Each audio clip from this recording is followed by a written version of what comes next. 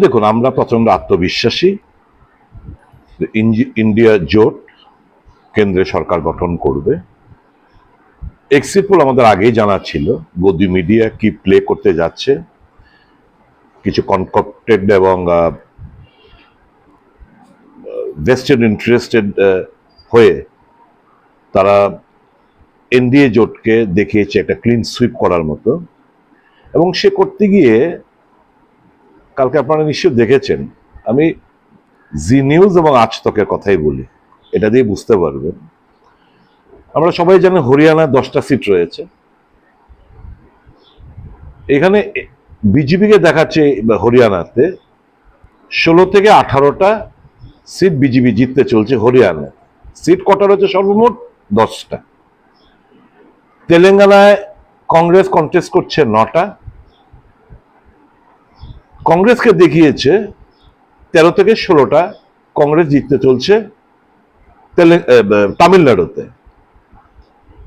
বিহারে LJP contest করছে 5টাতে। বিহারে দেখিয়েছে যে 4টা থেকে 6টা অব্দি এলজেপি জিততে চলেছে। কন্টেস্টই করলো 5টা, দেখাচ্ছে 6টা অব্দি ওরা জিততে চলছে। কাজে এই ফিগারগুলো হচ্ছে বসানোর উদ্দেশ্য হচ্ছে শাসক গোষ্ঠীর তল্পি বাহক হয়ে মানুষকে বিভ্রান্ত করার জন্য, কাউন্টিং এজেন্টসদের বিভ্রান্ত করার জন্য, কারচুপি করতে যাতে সহায়তা পায়। একটা স্নায়ুযুদ্ধ, এই স্নায়ুযুদ্ধ যাতে ইন্ডিয়া জোট হেরে যায় সে উদ্দেশ্য নিয়ে ওনারা করেছেন।